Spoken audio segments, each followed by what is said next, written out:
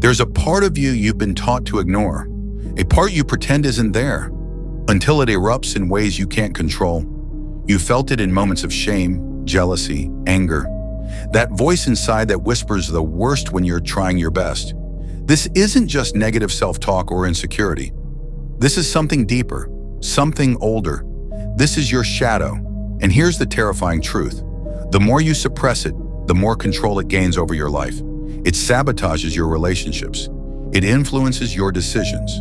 It shows up in patterns you can't seem to break, over and over again.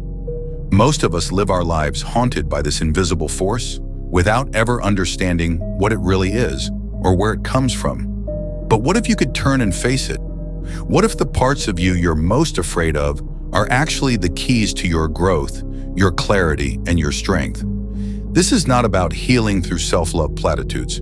This is about doing the inner work, the uncomfortable, raw confrontation with the parts of yourself you've disowned. Carl Jung called it the shadow, the unconscious part of ourselves we hide, repress, and deny. And until you acknowledge it, it will continue to run your life in the background.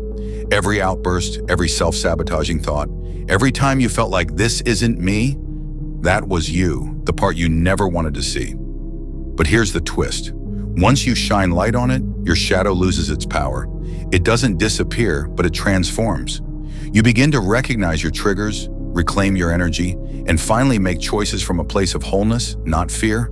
This is the invisible war raging inside you, and it's time to stop pretending you're not part of it. Because as we explore the psychology of the shadow and the real-world ways it affects your behavior, your relationships, and your identity, you'll begin to see that the most powerful version of you isn't found in perfection, it's found in integration. And this is where your transformation begins. What if the parts of yourself you've spent your entire life hiding were never your enemies to begin with? What if the shame, the guilt, the frustration that bubbles beneath the surface weren't signs that something is wrong with you, but clues pointing toward the truth you've been avoiding?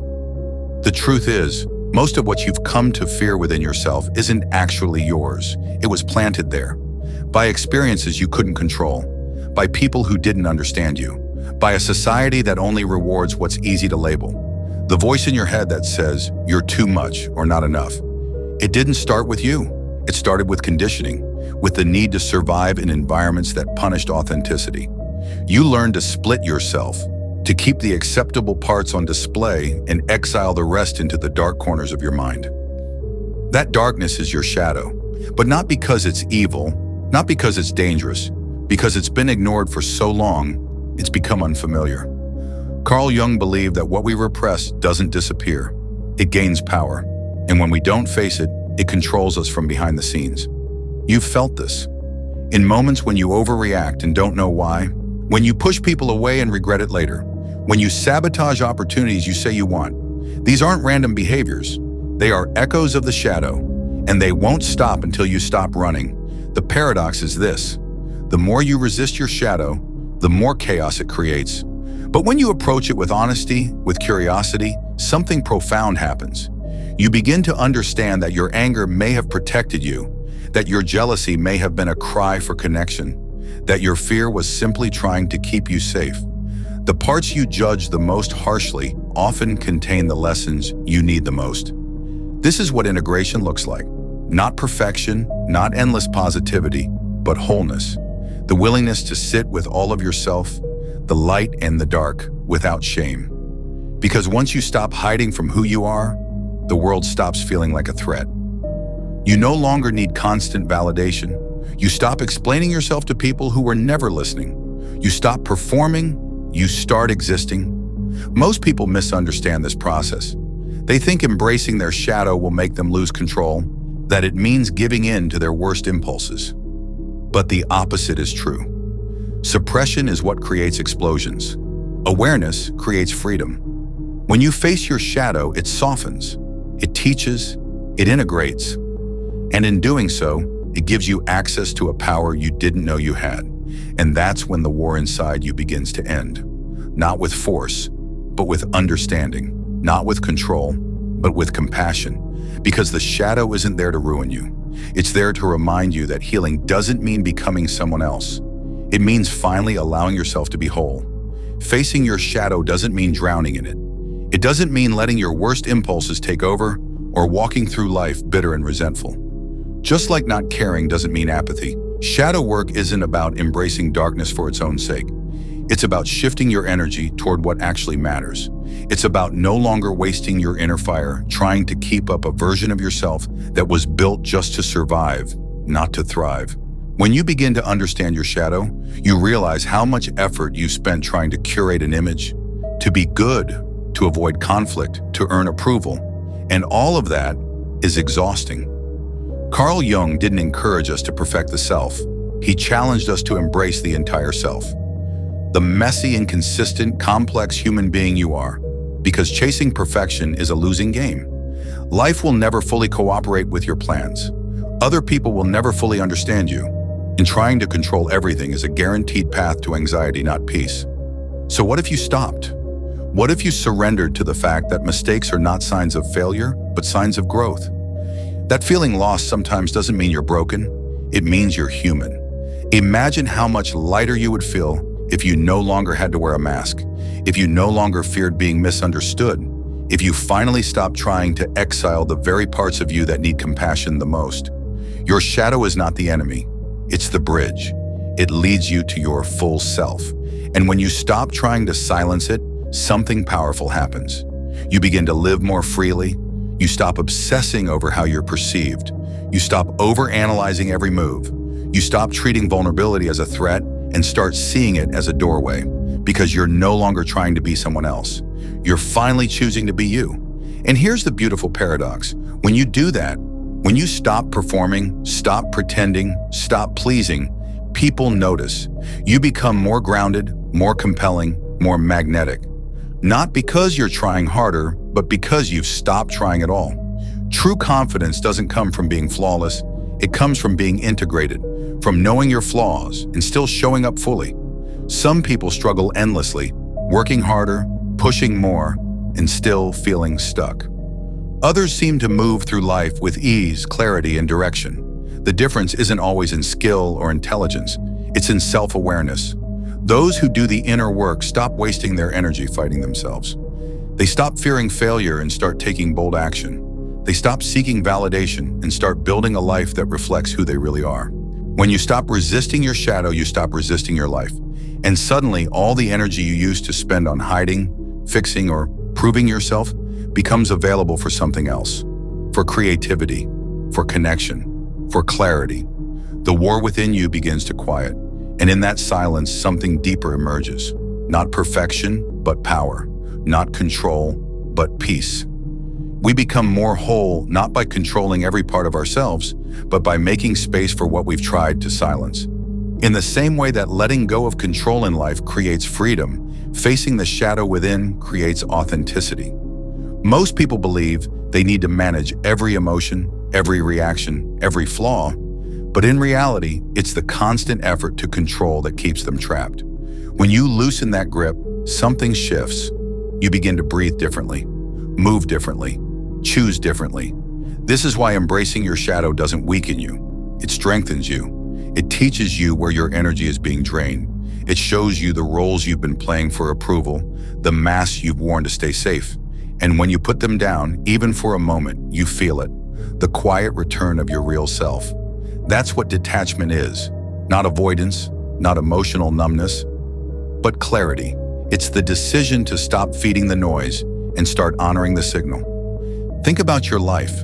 How often have you ignored your intuition because it didn't match what others expected from you? How many times have you shrunk yourself out of fear that being fully seen might mean being rejected?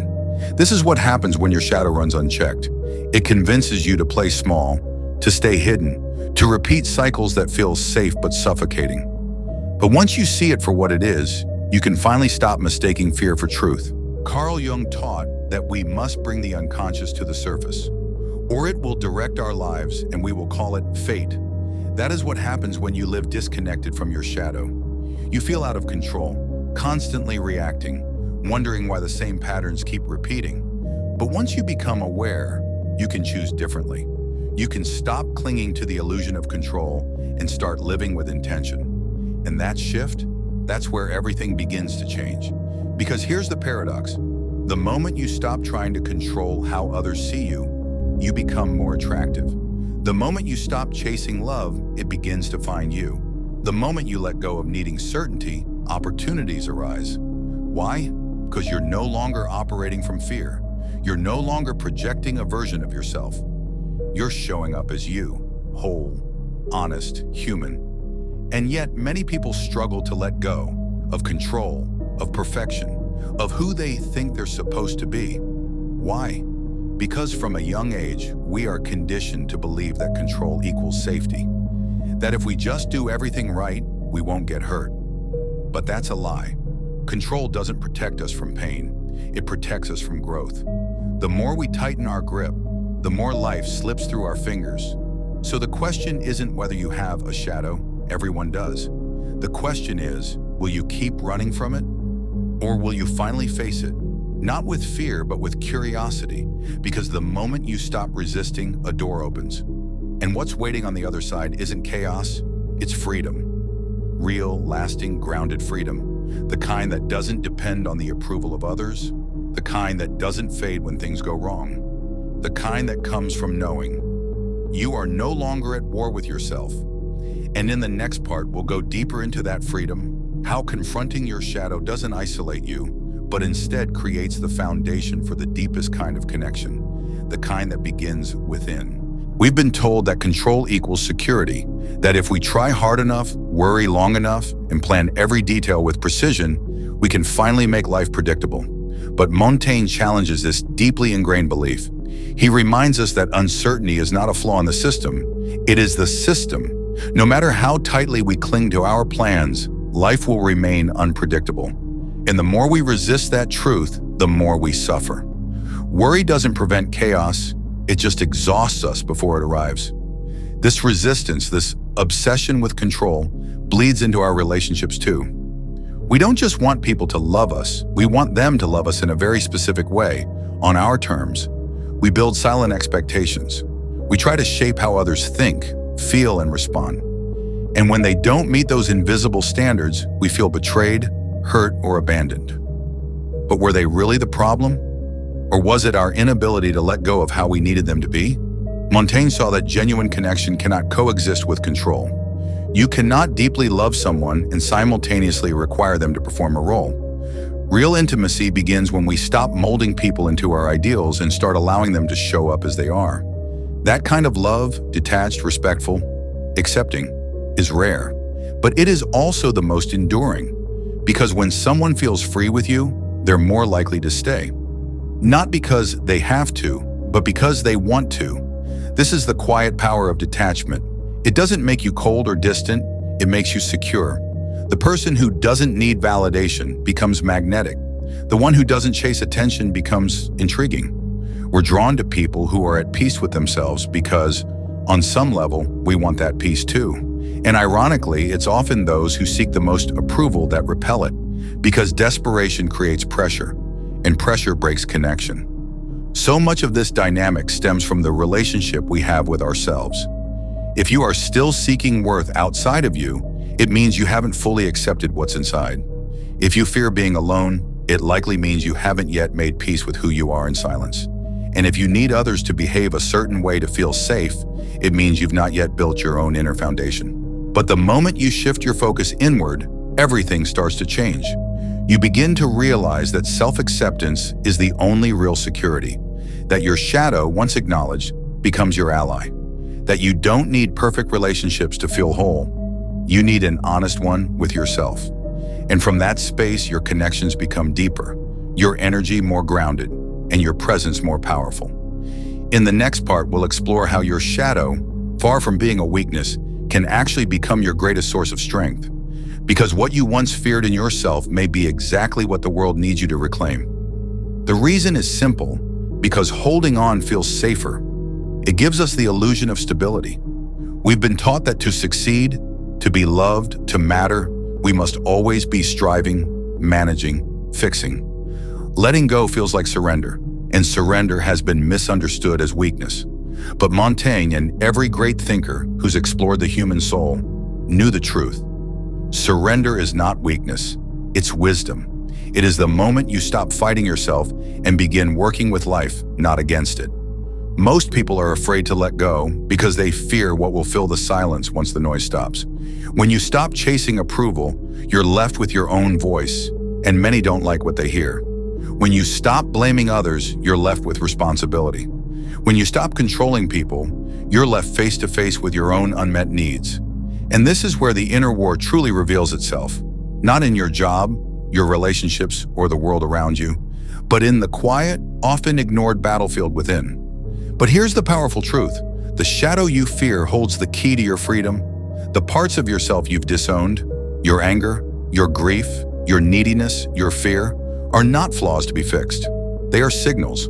And when you stop running from them and start listening, you begin to understand why they're there.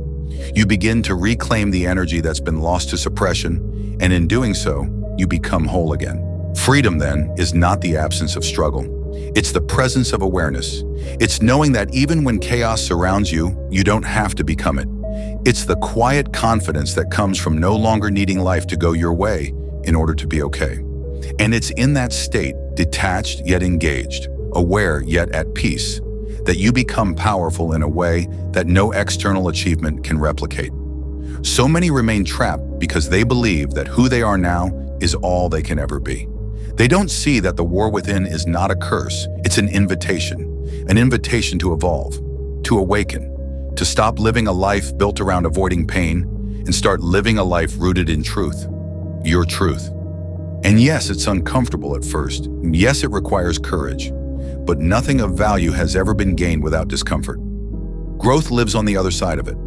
As we prepare to close this journey, remember this: letting go is not about giving up. It is about finally choosing what is real over what is safe. It is about moving beyond the fear of who you might be and stepping fully into who you already are. The shadow you've spent your life avoiding is not your enemy. It is your teacher. And the moment you stop fighting it, you stop fighting yourself. In the final part, we will return to the heart of the message, how facing your shadow not only frees you, but transforms how you live, how you love, and how deeply you experience the world. Because when the war within ends, a whole new life begins. The answer, in the end, is fear. Fear of what we might find if we stop performing. Fear of what will surface if we sit in stillness.